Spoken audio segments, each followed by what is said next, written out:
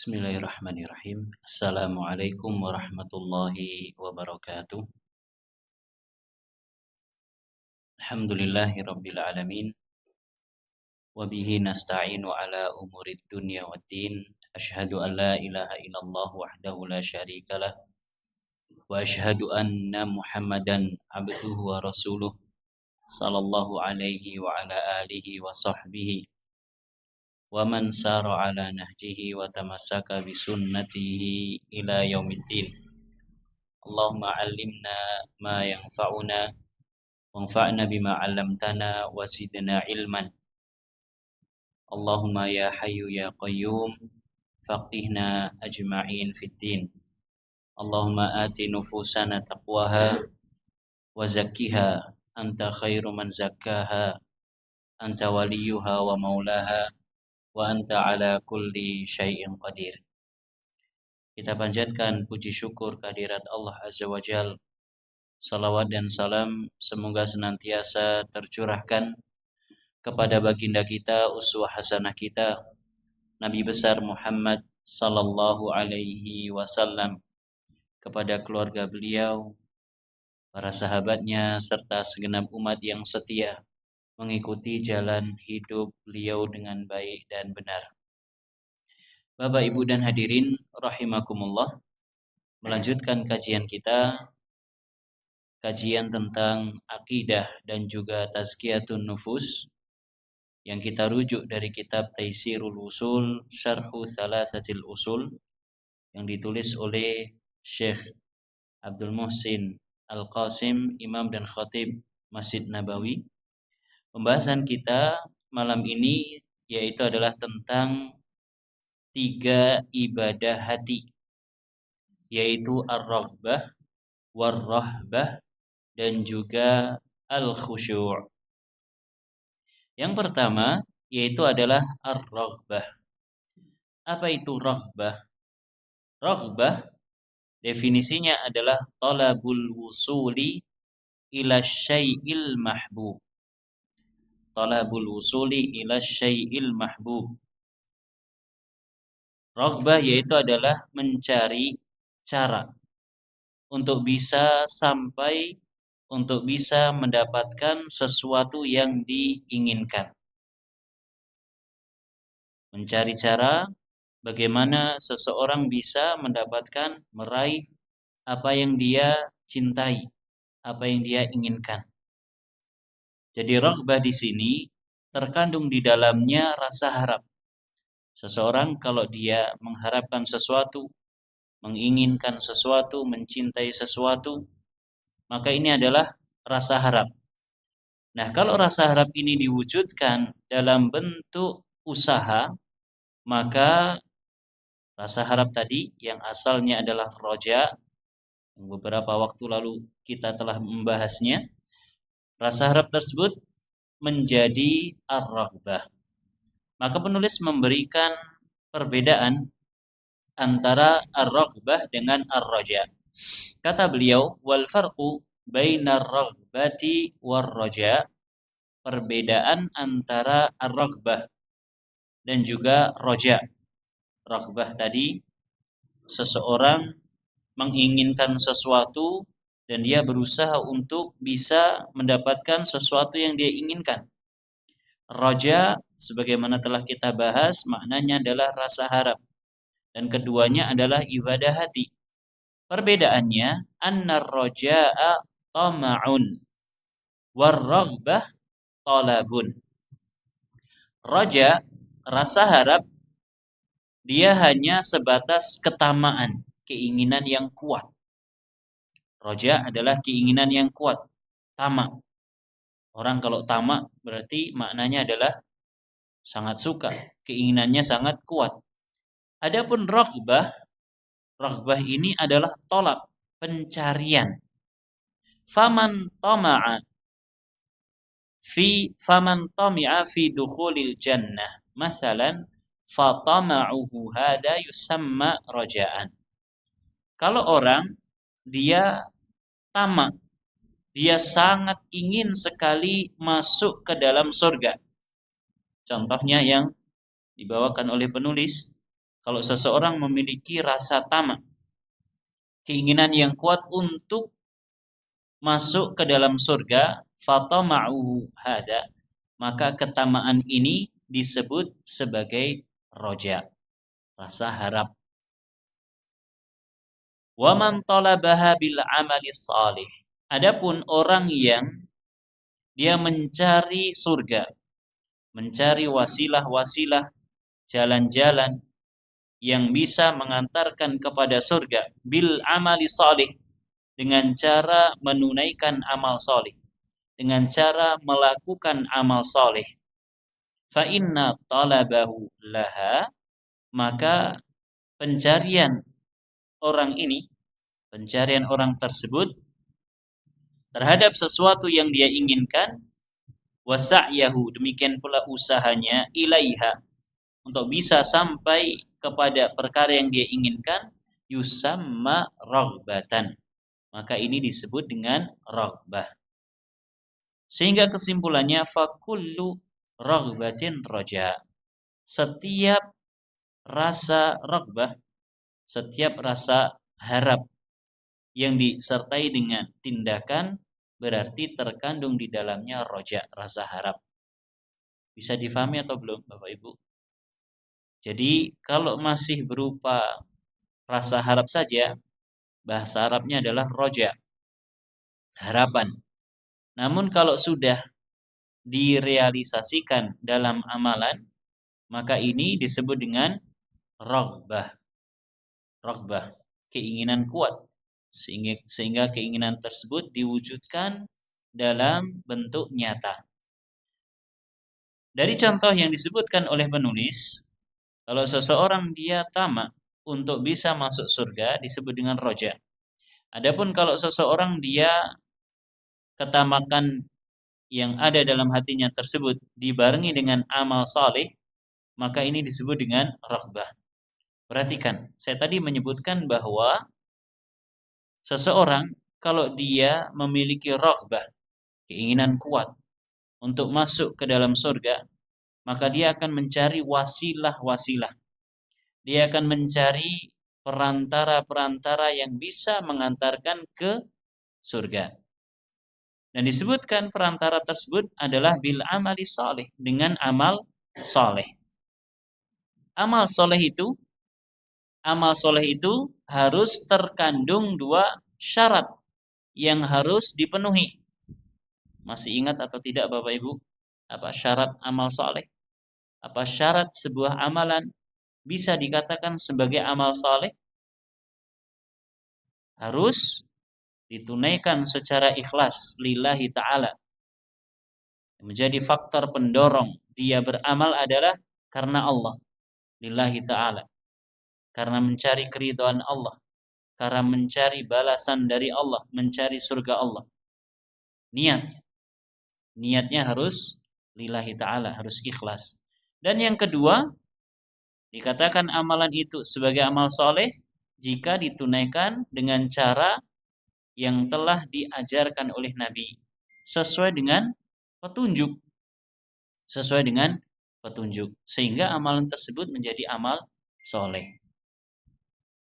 Karena itu, ya jangan sampai disalahfahami. Tadi saya menyebutkan mencari wasilah yang bisa mengantarkan kepada surga dengan beramal soleh. Semua orang, kalau kita mengatakan secara mutlak amal soleh, semua orang akan memandang sesuatu yang baik sebagai amal soleh.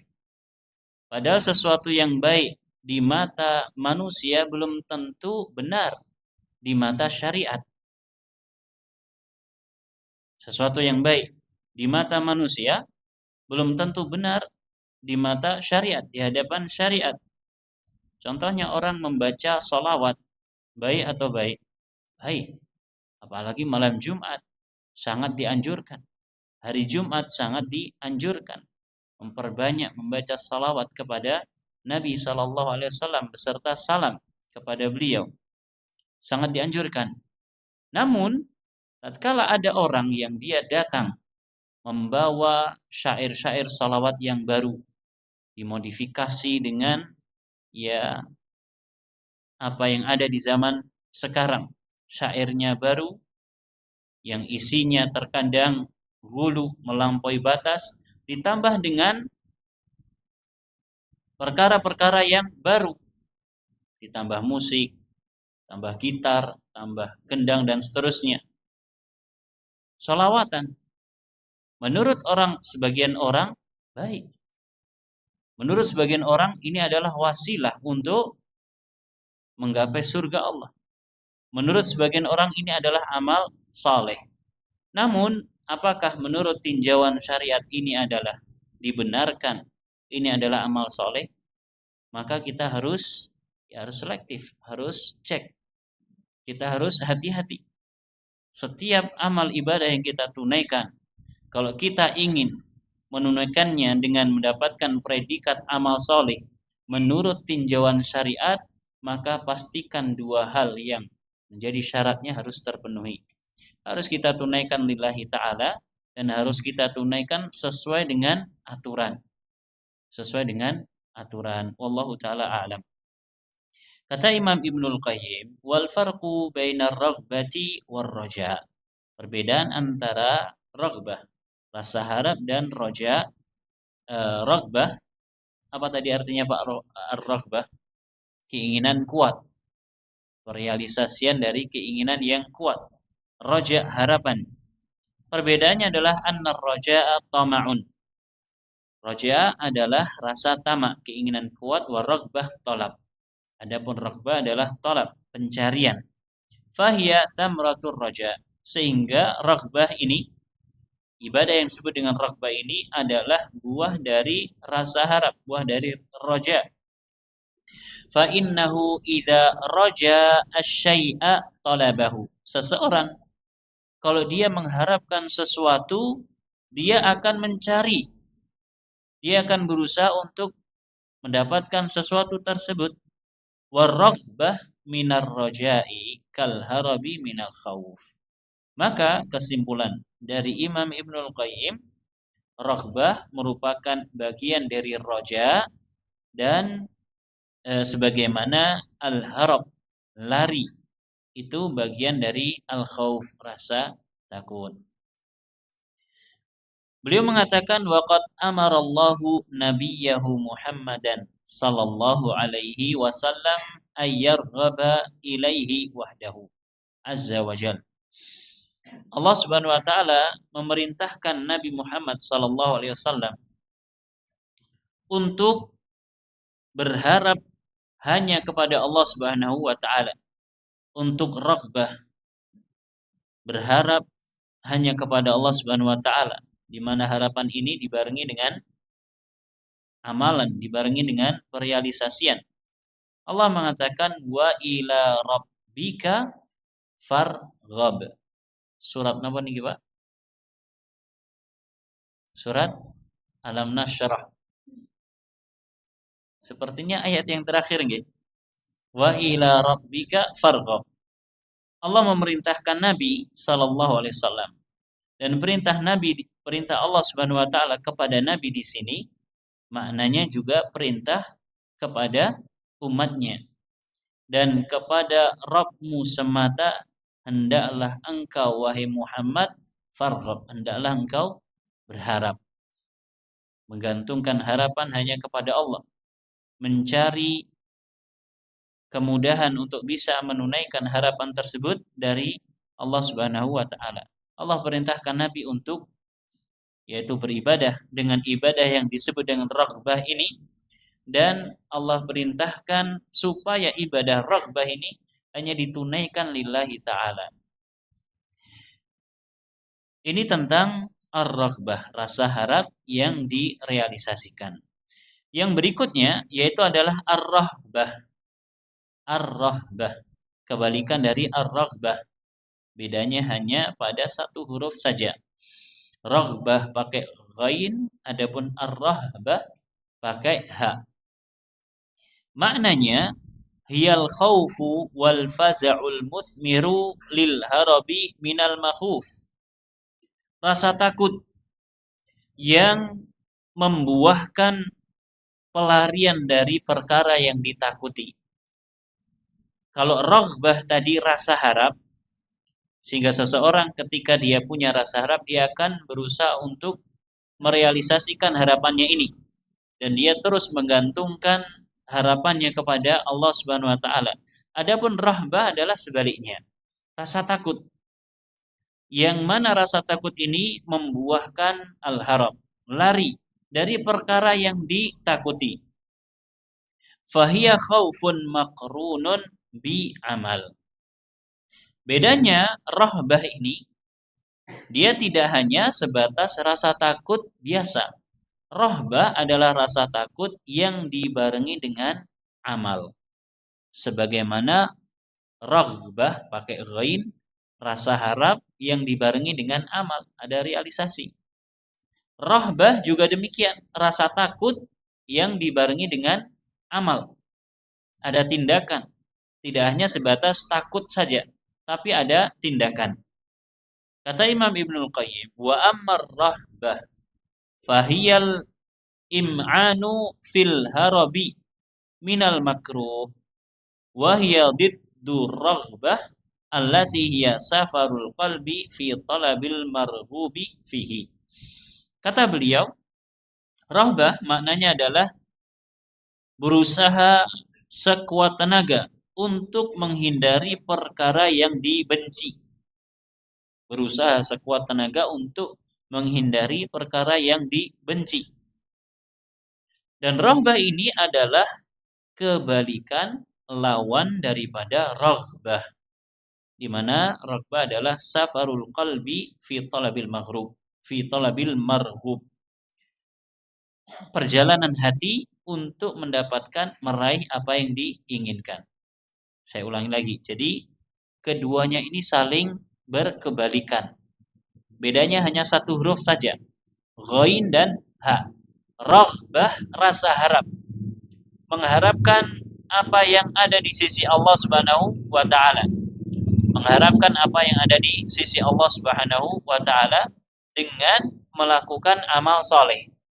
Kira-kira apa, Pak, Bu, yang ada di sisi Allah Subhanahu wa taala yang Allah janjikan untuk kita, untuk kaum mukminin? Banyak. Pahala, surga, napa malih? Ampunan, rahmat, napa malih? Dikumpulkan dengan keluarga di surga kelak.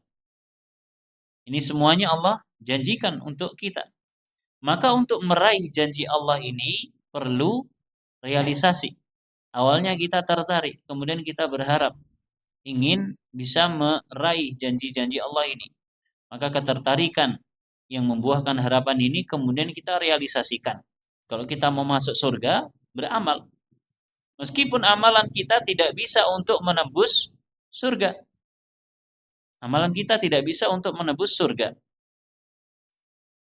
Tetapi di antara syarat masuk surga adalah dengan sebab amal.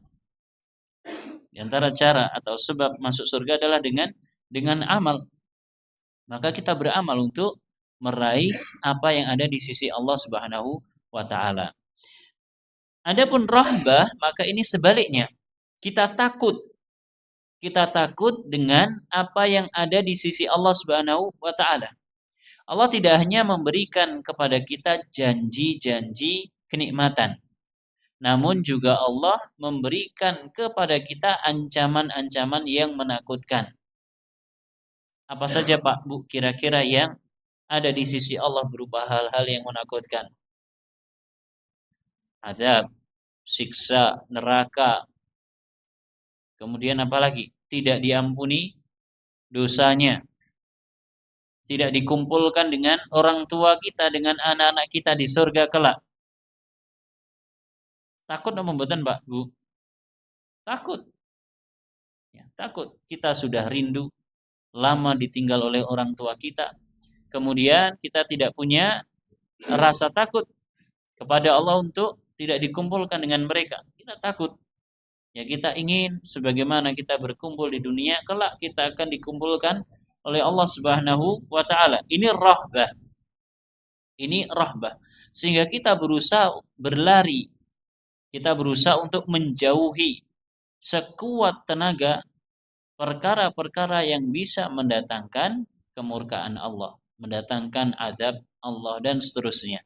Ini namanya rahbah. Ini namanya rahbah.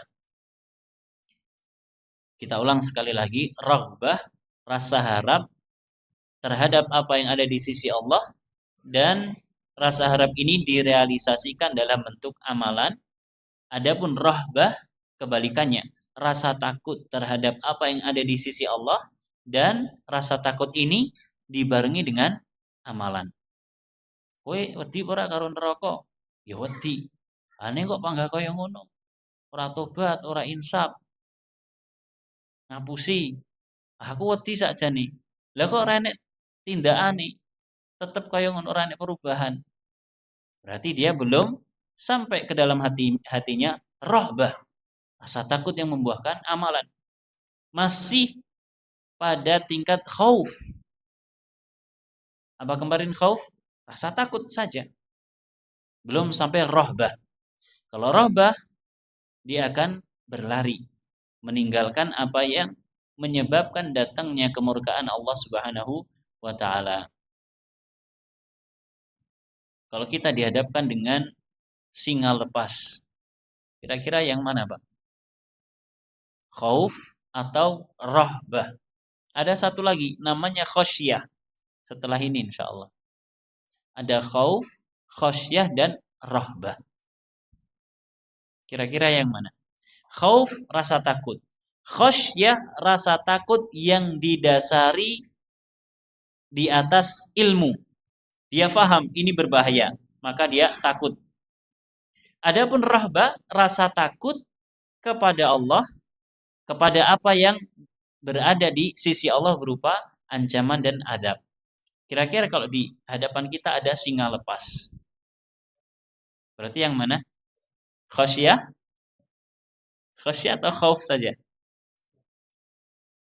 Khasyah.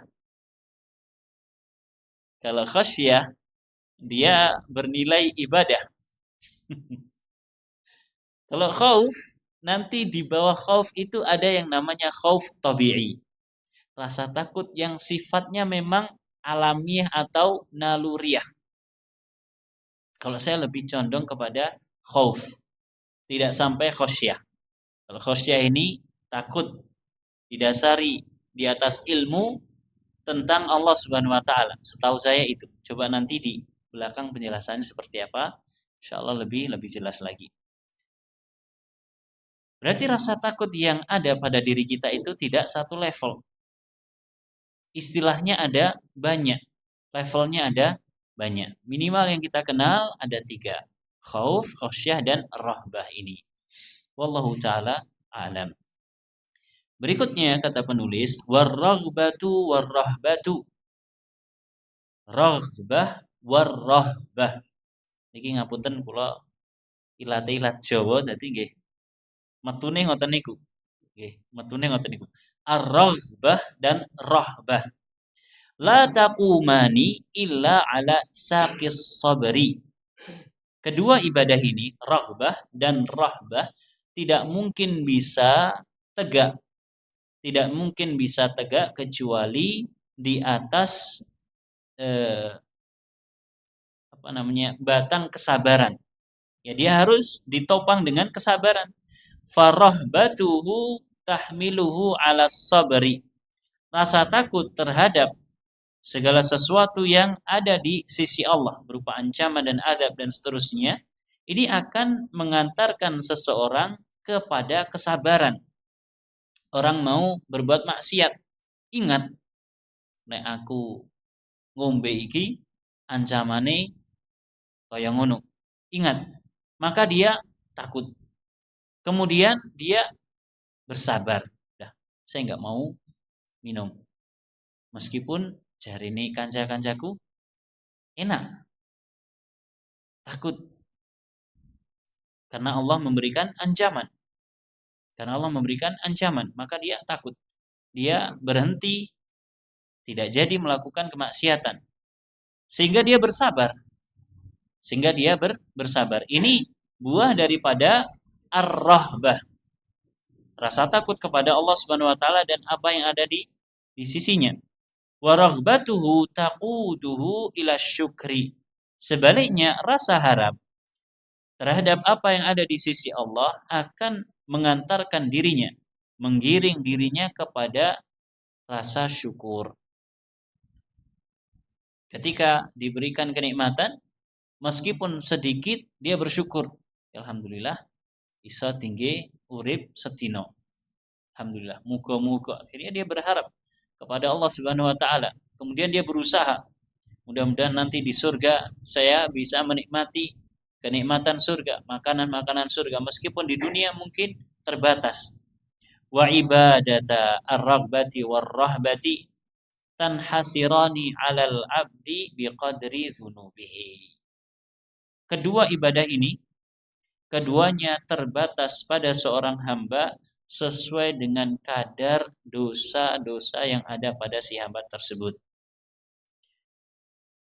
Semakin banyak dosanya, maka seseorang daya ingatnya, kesadarannya terhadap aturan Allah Subhanahu wa taala, terhadap janji-janji Allah akan berbeda dengan orang yang dosanya sedikit.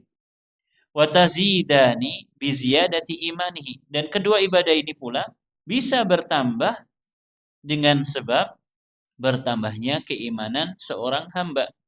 Orang kalau imannya lagi up, lagi kuat-kuatnya, maka rasa harapnya kepada Allah, rasa takutnya kepada Allah akan semakin meningkat. Dan ini menunjukkan bahwa keimanan itu bisa naik dan bisa turun. Bisa naik dan bisa turun. Ketika iman seseorang naik, dia akan semangat untuk beribadah. Sebaliknya, ketika iman turun, ibadahnya malas, berbuat maksiat enteng, dan seterusnya. Dan seseorang tatkala dia melakukan maksiat, maka keimanannya sedang turun. Bahkan bisa jadi keimanannya di level yang paling rendah. Meskipun ahlu sunnah wal jamaah tidak mengatakan dia imannya hilang sama sekali. Enggak, dia beriman. Ada keimanan di dalam hatinya. Tapi imannya lagi down. Lagi anjlok. Sehingga ahlu sunnah wal jamaah tidak mengatakan orang yang melakukan dosa besar keluar dari Islam. Jadi kufur. Enggak. Ahlussunnah wal Jamaah tidak mengatakan seperti itu.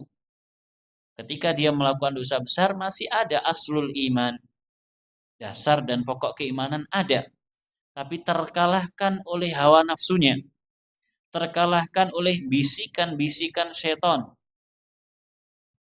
Sehingga udah imannya lemah, ditambah ya dikompori sama hawa nafsu dan setan. Akhirnya dia melakukan kemaksiatan. Namun Ahlussunnah tidak mengatakan, oh kamu kafir. Kenapa? Kamu udah berzina. Enggak, Ahlussunnah tidak seperti itu. Dengan catatan pelaku tersebut tidak menganggap perbuatan maksiat itu halal. Kalau dia menganggap halal, maka beda lagi urusannya. Selagi dia tidak menganggap halal, meyakini kehalalan maksiat, maka Ahlussunnah wal Jamaah tidak akan mengeluarkan dari Islam. Dia masih muslim dengan keimanan yang ada dalam hatinya. Berbeda dengan sekte Khawarij. Pernah dengar nggak Pak sekte Khawarij? Mereka menghalalkan darah kaum muslimin yang melakukan kemaksiatan, terutama dosa besar. Mereka tidak memberikan kesempatan untuk bertobat. Jangankan untuk bertobat, ketika melakukan dosa besar langsung kafir. Kata orang-orang Khawarij. Kenapa? Apa sebabnya? Karena orang-orang Khawarij menganggap bahwa keimanan adalah syai'un wahid. Satu kesatuan yang utuh.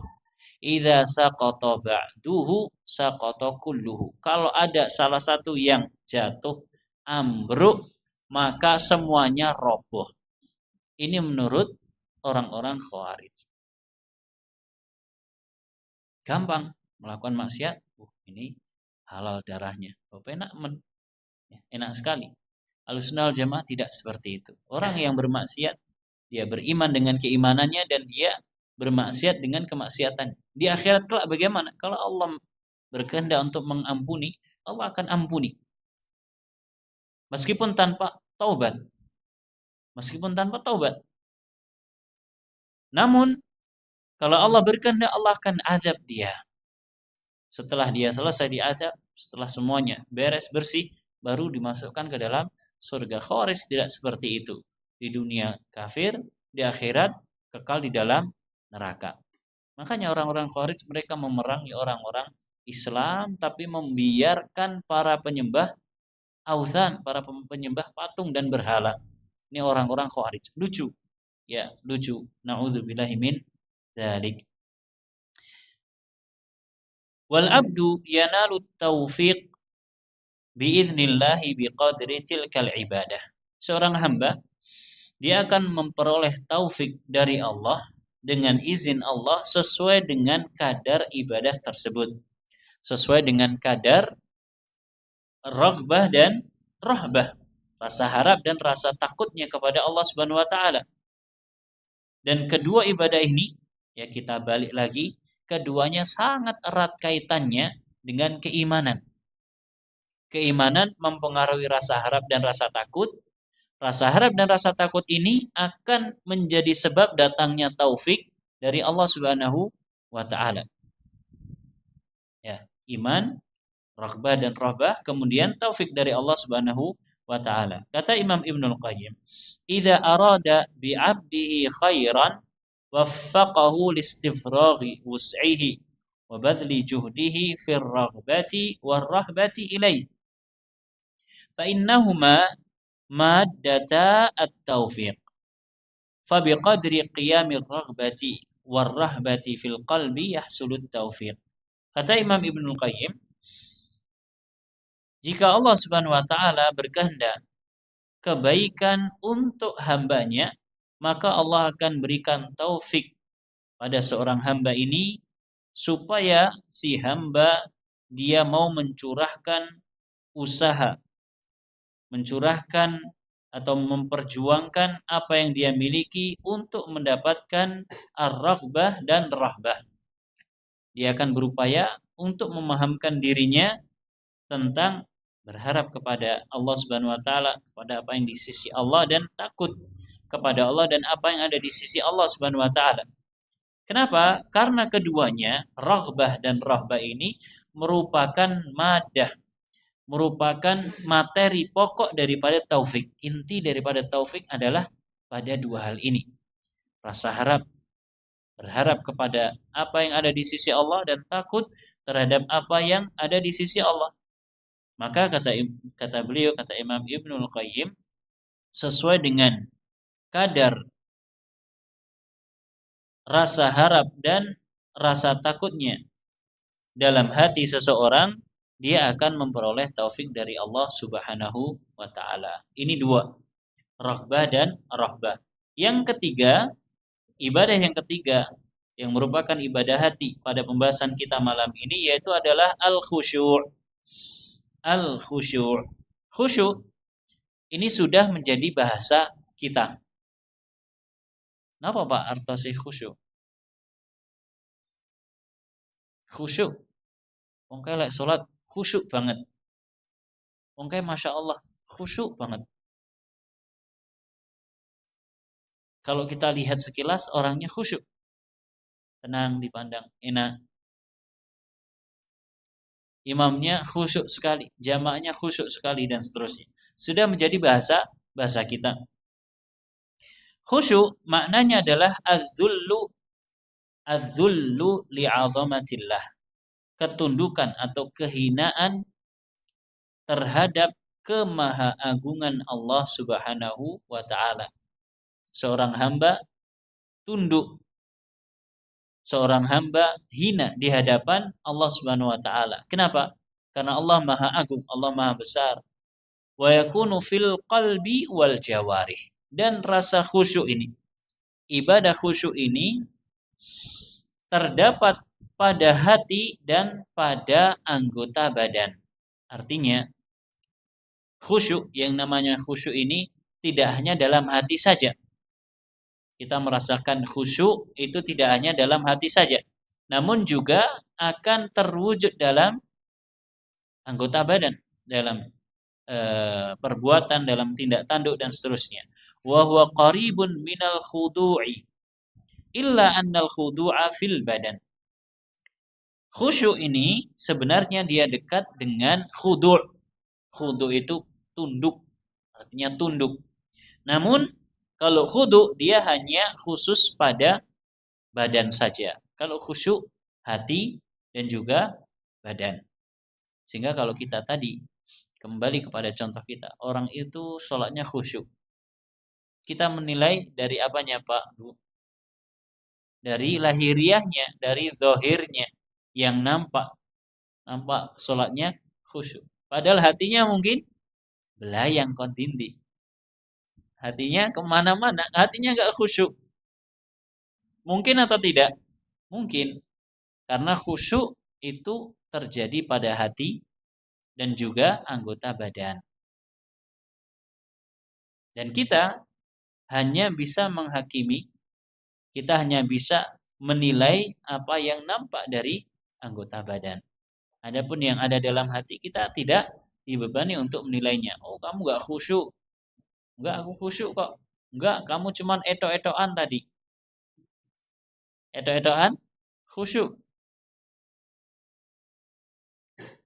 Sebaliknya, mungkin kita melihat seseorang, dia sholat dengan gerakan yang tidak terlalu lama. Gerakannya biasa. Gerakannya biasa. Namun, ternyata hatinya khusyuk. Mungkin atau tidak? Mungkin. Dan ada, mungkin dia sholat hanya baca Al-Fatihah dan Qulhu. Kemudian rakaat kedua Al-Fatihah dan Wal Asr. Atau lebih pendek Al-Fatihah Wal Asr dan Al-Fatihah dan Idza Jaa Nasrullah. Pendek sekali. Ya, bahkan doa istiftah nggak baca, ta'awud nggak baca. Sah napa mboten? Sah. Ketika sujud hanya subhana rabbiyal a'la. Kemudian Allahu akbar rabbighfirli. Allahu akbar subhana rabbiyal a'la. Sah. Namun boleh jadi meskipun dia sholat dengan cara sholat yang dalam tanda kutip minimalis, boleh jadi khusyuk. Kenapa? Karena khusyuk tadi dia ada dalam hati dan ada pada anggota badan, ada pada jawarih. Wallahu taala a'lam. Qala Syekhul Islam Ibnu Taimiyah mengatakan wal khusyu'u al khudu'u lillahi ta'ala. Khusyuk maknanya adalah khudu', tunduk kepada Allah. Was sukun, tenang. Wat tuma'ninah, ilaihi, kepada Allah Subhanahu wa taala.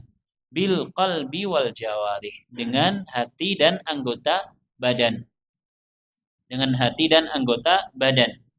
Wa qala Ibnul Qayyim, Imam Ibnul Qayyim mengatakan al khusyu'u mahalluhul qalbi. Khusyuk tempatnya adalah di dalam hati. Wa thamaratuhu 'alal jawarihi wa hiya tudhiruhu. Dan buahnya ada pada anggota badan, dan ini anggota badan yang menampakkan yaitu ibadah yang namanya khusyuk ini. Ya. Letaknya dalam hati, namun anggota badan dia apa istilah kita? Representatif. Ya, mewakili apa yang ada di dalam hati tersebut, mewujudkan apa yang ada di dalam hati tersebut. Wa kullama khasha'al qalbu lillah kana akmala lahu 'ubudiyatan. Seseorang semakin hatinya khusyuk kepada Allah Subhanahu wa taala, maka akan semakin sempurna ibadahnya kepada Allah. Seseorang semakin hatinya khusyuk, semakin sempurna ibadahnya. Baik ini berupa ibadah sholat ataupun ibadah yang lain. Baik sholat ataupun yang lain. Semuanya membutuhkan khusyuk ini. Tidak hanya dalam sholat saja. Ya, dalam berpuasa misalkan, dalam berkorban. Saya pernah menyaksikan seorang guru saya yang menyembelih hewan kurban. Subhanallah. Tanpa dipegang, tanpa dikujer.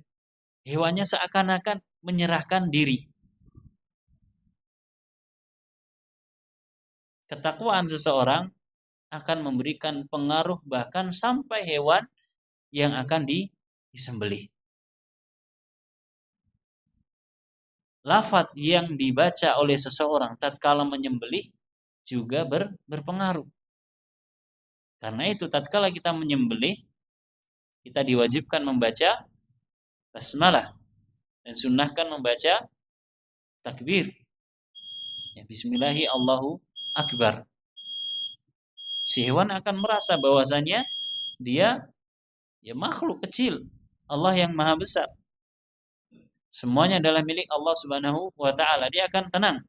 Maka ketakwaan seseorang yang akan membuahkan rasa khusyuk di dalam hatinya akan memberikan pengaruh kepada apa saja yang ada di sekitarnya. Ya, subhanallah, menyembelih kambing cuma diangkat, ditaruh bismillahi Allahu akbar. Enggak ada perlawanan. Keroncalan kakinya, apa Pak istilahnya? Nendang-nendang pun juga tidak. Tenang hewannya, tenang. Subhanallah. Wallahu taala a'lam.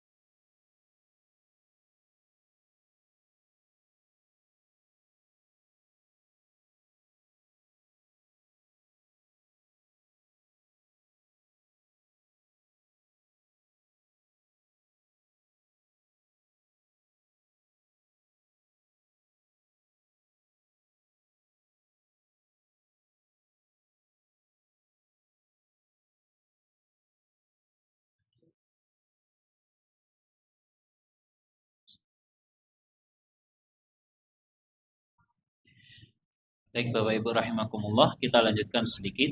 Jadi semakin seseorang akmalul khalqi ubudiyatan, semakin sempurna ubudiyahnya kepada Allah Subhanahu wa taala, akan semakin tunduk kepada Allah. Kata Imam Ibnu Qayyim, wa akmalul khalqi ubudiyatan akmaluhum dzullan lillahi wa inqiyadan wa ta'atan. Semakin sempurna seorang hamba, seorang makhluk peribadahannya kepada Allah Subhanahu wa taala, maka akan semakin sempurna pula ketundukan dia, kehinaan dia di hadapan Allah Subhanahu wa taala dan juga ketaatan kepadanya. Orang yang menghinakan diri di hadapan Allah Subhanahu wa taala, maka Allah Subhanahu wa taala akan memberikan izzah kepada dirinya. Berbeda dengan orang yang menghinakan diri di hadapan makhluk, maka makhluk justru akan menambah dirinya terhina. Maka semakin kita menghinakan diri kita kepada Allah dengan beribadah kepadanya, maka Allah akan semakin memberikan izzah kepada kita. Apa Pak artinya izzah? Kemuliaan. Kita menghinakan diri kepada Allah dengan beribadah kepadanya, justru Allah akan angkat kita. Dan manusia yang paling sempurna peribadahannya kepada Allah, manusia yang paling sempurna peribadahnya kepada Allah, paling sempurna ketundukan, kehinaannya atau penghinaan dirinya kepada Allah Subhanahu wa taala, ketaatannya kepada Allah Subhanahu wa taala adalah Nabi kita Muhammad sallallahu alaihi wasallam. Beliau adalah manusia yang paling sempurna dalam hal tersebut, dalam ketundukan, kepatuhan, menghinakan diri di hadapan Allah Subhanahu wa taala. Beliau adalah manusia yang paling sempurna. Dan justru Allah malah mengangkat derajat beliau sallallahu alaihi wasallam. Dan maqamul ubudiyah adalah maqam yang tertinggi. Maqam yang tertinggi. Di ayat yang pertama dari surat Al-Isra, Allah mengatakan subhanallazi asra bi'abdihi lailan minal masjidil harami ilal masjidil aqsa alladzi barakna haulahu linuriyahu min ayatina. Subhanallazi asra bi'abdihi. Maha suci Allah yang telah memperjalankan di malam hari siapa? Seorang abdinya, seorang hambanya. Orang tidak mungkin dianggap, dikatakan sebagai seorang hamba kecuali dia merendah di hadapan tuannya. Kecuali dia merendah di hadapan tuannya. Dia taat kepada tuannya. Dan Nabi SAW adalah manusia yang paling merendahkan dirinya di hadapan Allah Subhanahu wa taala. Paling taat kepada Allah Subhanahu wa taala. Maka Allah angkat beliau sallallahu alaihi wasallam.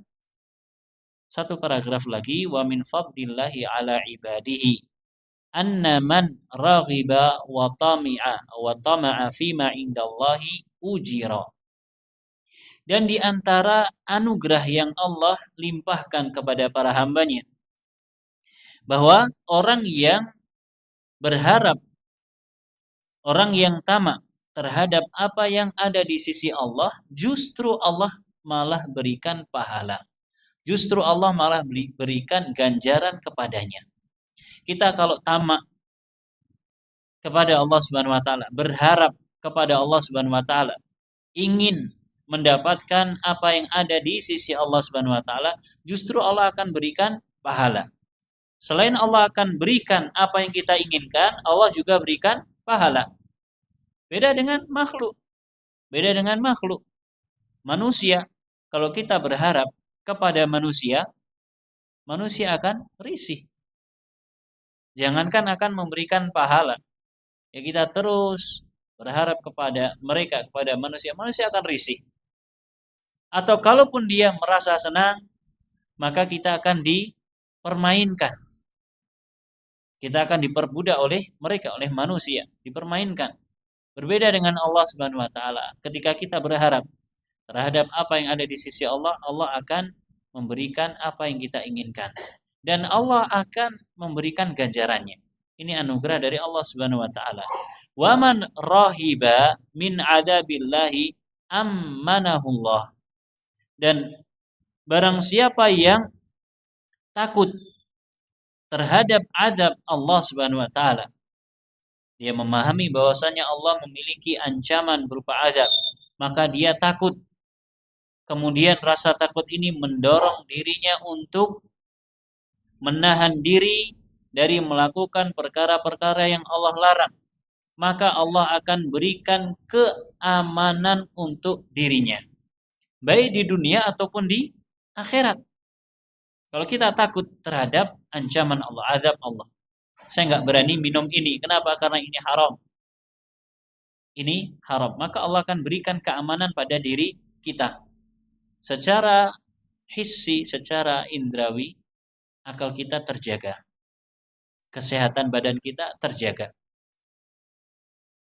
Secara maknawi kita terhindar dari kemaksiatan, dari dosa. Kemudian di akhirat kelak kita aman dari azab Allah Subhanahu wa taala bagi peminum minuman yang Allah haramkan. Dan Allah akan berikan gantinya di antara yang akan dirasakan oleh orang-orang yang terburu-buru ingin merasakan nikmatnya khamr. Khamr niku nikmat, Pak. Nikmat. Dan di surga kelak akan ada minuman berupa khamr. Di antara azab yang akan dirasakan oleh mereka, mereka tidak akan merasakan nikmatnya khamr akhirat. Kenapa? Karena terburu-buru. Man istajala syai'an qabla awanihi uqiba bihirmanihi. Barang siapa yang terburu-buru ingin mendapatkan sesuatu sebelum waktunya, maka justru dia akan diberikan hukuman berupa terharamkan, diharamkan dari sesuatu tersebut. Di dunia dia buru-buru ingin menenggak khamr, maka di akhirat dia tidak akan mendapatkan khamrnya ahlu surga. Nas'alullah as-salama wal afiyah. Maka orang yang rahib, orang yang takut terhadap ancaman Allah, terhadap apa yang ada di sisi Allah, Allah akan berikan keamanan kepada dirinya, baik di dunia ataupun di akhirat kelak. Baik di dunia ataupun di akhirat kelak. Waman khasya'a, ini hanya sekedar contoh, ya hanya khamr, masih ada yang lain, ya masih ada yang lain larangan-larangan Allah yang ada di sekitar kita, banyak sekali di sekitar kita.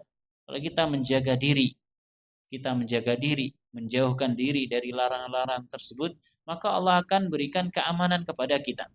Contoh yang lain, karena kita di lingkungan mahasiswa, banyak sekali perempuan-perempuan yang berseliweran, entah itu mahasiswa ataupun yang lainnya. Kita menjaga diri, kita menjaga iffah, kehormatan kita. Kita tidak bermudah-mudahan dengan perempuan. Maka Allah akan berikan kemuliaan. Allah akan jaga kita. Allah akan jaga kita. Baik di dunia ataupun di akhirat. Di dunia jelas dijaga dari fitnah wanita, fitnah perzinaan, naudzubillah, dan di akhirat terjaga dari azab Allah Subhanahu wa taala, dan masih banyak yang lainnya. Wa man khasha'a qalbuhu wa jawarihuhu lillah 'asha 'azizan fil hayah. Barang siapa yang hatinya khusyuk kepada Allah, demikian pula anggota badannya khusyuk, maka dia akan hidup di tengah-tengah manusia dalam keadaan aziz, dalam keadaan mulia. Sebagaimana yang telah kita sampaikan, orang yang khusyuk, maka dia akan merendahkan diri di hadapan Allah Subhanahu wa taala. Dia akan menghinakan diri di hadapan Allah Subhanahu wa taala. Justru Allah akan berikan izzah, Allah akan berikan kemuliaan. Walam yakhda' li ahadin minal khalqi, dan Allah tidak akan rendahkan dia kepada seorang pun dari kalangan makhluknya. Wallahu taala a'lam. Bapak Ibu rahimakumullah, ini yang bisa disampaikan, mudah-mudahan bermanfaat. Mohon maaf kiranya ada kesalahan dan kekurangan. Wallahu taala a'lam. Kita akhiri dengan membaca doa kafaratul majelis. Subhanakallahumma wa bihamdika asyhadu an la ilaha illa anta astaghfiruka wa atubu ilaik. Wa sallallahu ala nabiyyina Muhammad wa ala alihi wa sahbihi wa sallama tasliman katsira. Wassalamualaikum warahmatullahi wabarakatuh.